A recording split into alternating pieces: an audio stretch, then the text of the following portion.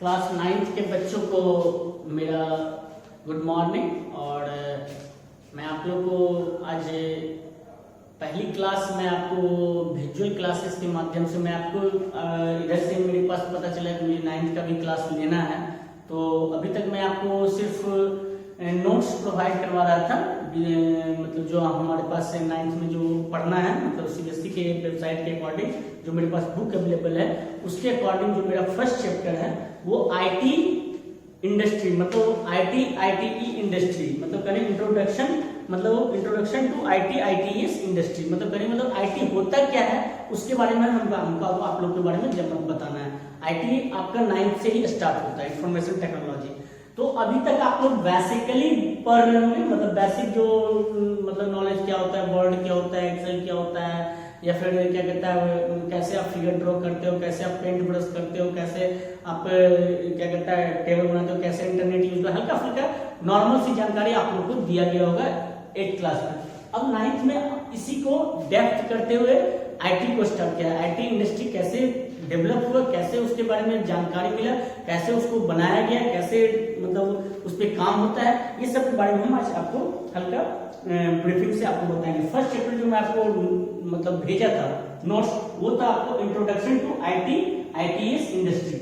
उसके बाद फर्स्ट उसका टॉपिक था information technology. Information technology means creating, managing, storing and exchanging information. Information technology क्या करता है? क्रिएट करता है, मैनेज करता है, स्टोर करता है, एक्सचेंजिंग करता है इंफॉर्मेशन को।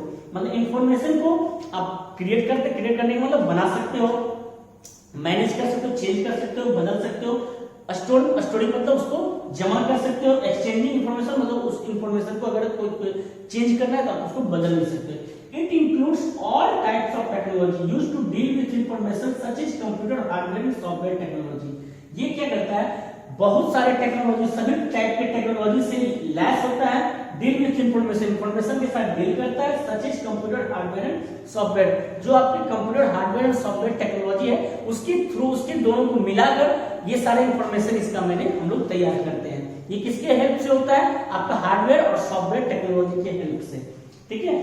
उसके बाद use for creating, storing and transferring information. Computer text, data and input, process and produce the result as output. Computer का काम क्या है?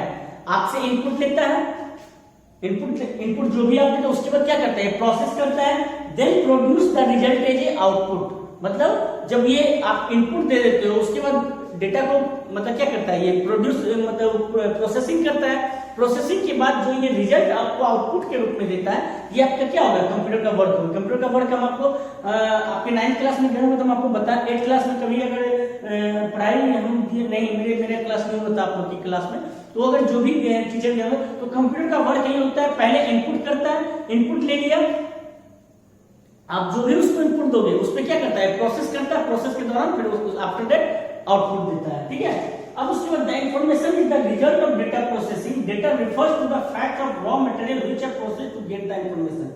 ये कहता है कि आप जो भी उसमें रॉ फैक्ट मटेरियल कुछ भी दोगे उस पर प्रोसेस करेगा, देन आपको रिजल्ट दे देगा। ये आपको कहता है अगर आपने 2+2 करने के लिए उसको, मैं एक छोटा सा एग्जांपल लेके मैं आपको बता रहा हूं कि 2+2 उसको करने के लिए दिए, क्या वो 2-2 करेगा? नहीं, वो 2+2 ही करेगा, क्योंकि उसने आपने उसको एक इनपुट दिया है 2+2, तो 2+2 इक्वल टू जो उसका रिजल्ट होगा वो आपको रिजल्ट प्रोवाइड करेगा। It is a highly integrated part of business. Computer information system are essential part of every business today. Like मतलब कहने मतलब आज की डेट में कंप्यूटर की जरूरत इतनी ज्यादा हम लोग की लाइफ में हो चुकी हो कि without computer, without mobile, without अगर हम कुछ करना चाहें तो नथिंग, लाइफ मतलब लाइफ वो खत्म। मतलब पहले की तरह, पहले क्या होता था, लोग कुछ नहीं रहता था उसके बावजूद भी लाइफ, आज के डेट में इतनी सारी कुछ चीजें फास्ट होती चली गई है कि अगर मेरे बीच में कंप्यूटर ना रहे तो हम उसके without I can't work without computer, ठीक है। तो ये कह रहा है कि IT tightly integrated part of business. कोई बिजनेस के लिए बहुत ही महत्वपूर्ण पार्ट है computer. Computer and information system are essential part of every business. मतलब कि कोई भी बिजनेस अगर हम शुरू कर रहे हैं उसके लिए कंप्यूटर का रहना बहुत ही जरूरी है। Like accounting and legal, every business need to invest in technology to compute. मतलब अगर हम अकाउंट से संबंधित कोई बिजनेस शुरू करें उसमें भी कंप्यूटर की जरूरत है। अगर हम कोई मतलब टेक्निकल काम कर रहे हैं उसमें भी कंप्यूटर की जरूरत है। अगर हम कोई मतलब शॉप मॉल खोल रहे हैं उसमें भी कंप्यूटर की जरूरत है। तो सभी कंप्यूटर का बहुत ज्यादा जरूरत है। Information technology involves service, information technology that involves that business by improving the quality of service in information technology involves service. IT is also called web enabled service or remote service that cover the entire person। मतलब कहने मतलब ये जो IT है मतलब computer है, इसके बिना हम कहीं भी कोई काम करने से नहीं रह सकते। बिना को मतलब जब तक हम मेरे पास कंप्यूटर नहीं रहेगा कोई काम को नहीं कर सकते हैं। ये देखिए कहाँ कहाँ यूज होता है। सबसे पहले BPO सर्विस। BPO सर्विस क्या होता है? Business processing outsourcing. इसका काम क्या है कि आप किसी कंपनी के लिए काम करते हो तो उसमें क्या होता है, जैसे मान लीजिए कि आप call centre, BPO as a call centre. तो कॉल सेंटर पे क्या होता है कि अगर एयरटेल का कॉल सेंटर है तो कॉल सेंटर पे बहुत सारे आउटसोर्सिंग के थ्रू मैनुअल वर्क वहां पे करते रहते हैं। मतलब कहने मतलब कि आपकी अपनी कंपनी के बारे में बताने के लिए वहां पे बहुत सारे स्टाफ आपको बताते, उसकी जानकारी देते हैं कि सो उस कंपनी का फीचर क्या है, उस कंपनी से एयरटेल का क्या फीचर है, एयरटेल के बारे में जो भी मतलब इंपॉर्टेंट उसका थिंग्स है वो सब आपको जानकारी देगा। तो जो वहां पे बैठा रहता है वो आउटसोर्सिंग के थ्रू वहां पे काम कर रहे हो तो उसके थ्रू, और वो कनेक्शन मतलब जो वहां पे मतलब जो सारा सिस्टम के थ्रू कनेक्शन जो रहता है वो आपके मोबाइल पे जो प्रोवाइड करवाता है वो आपको BPO सर्विस में बहुत है। तो BPO सर्विस कितने तरह के होते हैं? फर्स्ट देखिए financial and accounting service, taxation and insurance service, E publishing and web promotion, legal service and content writing, multimedia and design service, document management service, software testing service और health care service. इतने सारे business में आपका BPO sector काम करता है। BPO sector मतलब एक बहुत सारे मतलब आप आम आदमी को मतलब जो कि उससे रिलेटेड है उसको रोजगार भी प्रोवाइड करवाता है। किसके थ्रू? आपके पास कंप्यूटर की जानकारी होनी चाहिए, कंप्यूटर अगर जान रहे हैं तो आप उसके थ्रू काम भी कर सकते हो। अब देखिए BPM इंडस्ट्री क्या है। IT BPM industry has benefiting Indian growth in addition to contribute toward the country gross domestic product. आज के BPM जो है वो आपके GDP पे भी डिपेंड करता है कि अगर उतने सारे स्टाफ को वो एक साथ काम दे रहा है तो आपकी GDP जो है gross domestic product and export, the growth of the IT BPM industry has provided India with a wide range of economic and social benefits which includes creating employment, raising income levels and promoting export। ये क्या करता है कि आपकी जो वहां पे मतलब जितने सारे स्टाफ काम कर रहे थे उसको ये सैलरी देता है। सैलरी क्या होता है? उसका कारोबार फैलता है, कारोबार फैलने के बाद उसका मतलब बहुत सारे economic and social provided wide range of मतलब बेनिफिट्स होते हैं। क्रिएटिंग एम्प्लॉयमेंट क्रिएट करता है, रेजिंग इनकम लेवल, सबका इनकम लेवल बढ़ाता है, एंड प्रमोटिंग एक्सपोर्ट मतलब एक्सपोर्ट के लिए मतलब निर्यात के लिए भी बहुत सारे चीजें को तैयार करता है। ये हल्का फुल्का मैंने आपको जानकारी दे दी है। अब सबसे बड़ी बात है कि अब IT BPM इंडस्ट्री क्या है? IT BPM industry multinational company, बहुत सारे इंडियन सर्विस प्रोवाइडर ISP है, ग्लोबल हाउस सेंटर है, GIC है। तो मल्टीनेशनल कंपनी जो होता है वो headquarter outside India but operate in multiple location world wide including those in India. मतलब मल्टीनेशनल कंपनी जो होता है उसका हेडक्वार्टर होता है कहीं विदेश में, मतलब उसके सारे संस्थान मतलब इंडिया में भी है, मतलब पाकिस्तान में भी है, बांग्लादेश में भी है, नेपाल में। तो अगर मल्टीनेशनल कंपनी उसका हेडक्वार्टर अगर जैसे मान लीजिए कि एक छोटा सा उदाहरण फ्लिपकार्ट का आप ले लो। फ्लिपकार्ट का क्या है? उसका हेड ऑफिस कहीं और है लेकिन उसका छोटा छोटा मतलब जो उसका संस्थान है वो हर एक देश में हर एक शहर में सिचुएटेड है, जहां पे आप उसको मतलब आप उससे वर्क कर सकते हो, मतलब उसके सारे जानकारी को शेयर कर सकते हो, ले सकते हो। इंडियन सर्विस प्रोवाइडर, दूसरा है आपका Indian service provider ISP started with their operation in India. ये स्टार्टिंग इंडिया से हुआ है। Most of the organization have their headquarters in India while having offices in many international location.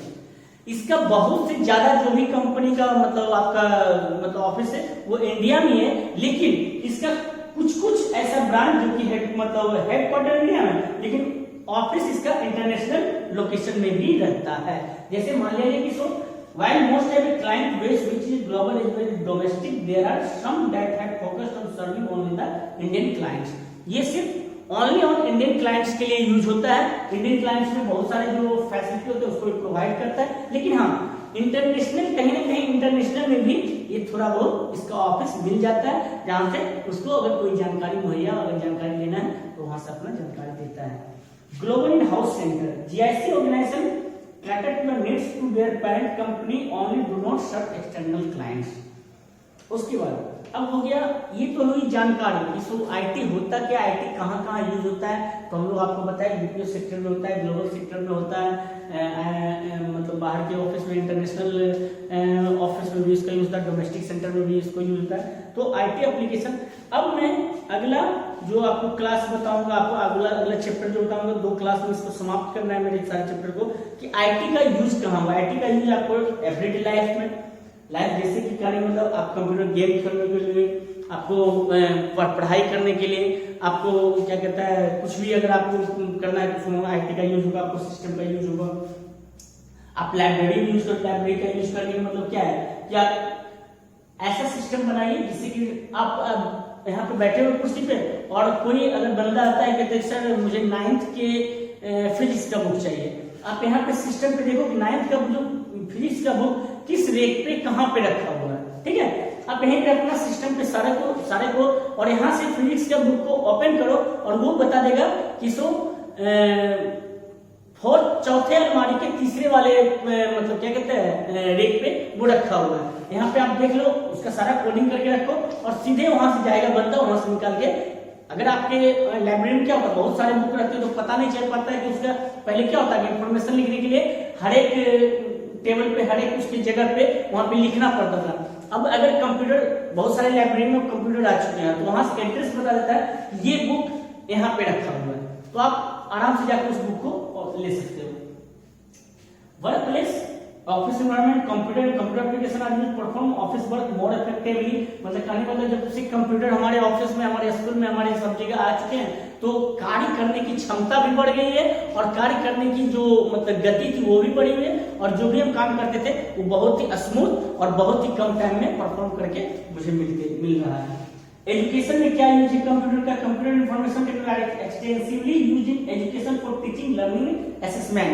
मतलब computer में अगर हम कोई भी एक्सरसाइज अगर हमको नहीं पता चल रहा, नहीं पढ़ने में, अगर हम टीचर के बीच नहीं है और हमको समझ में नहीं आ रहा है तो हम वाया इंटरनेट विद कंप्यूटर के साथ हम उसमें काम कर सकते हैं और जो भी आपको असेसमेंट चाहिए हम उससे सर्च करके निकाल सकते हैं।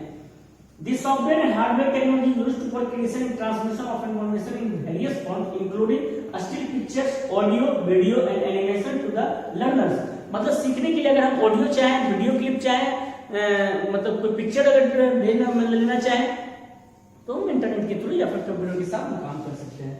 अब उसके बाद online assessment help to access the student without any biasness. The student, teacher, educational administrators and every stakeholder in the education sector has benefited with the integration of IT in education। मतलब कहने मतलब कि student हो, teacher हो, class मतलब school हो, कोई भी चाहे तो इंटरनेट के थ्रू विद सिस्टम कोई भी जानकारी, कोई भी बुक का मतलब चाहे वो जानकारी ले सकता है, किसी भी सब्जेक्ट का, किसी भी क्लास का, किसी भी जगह का।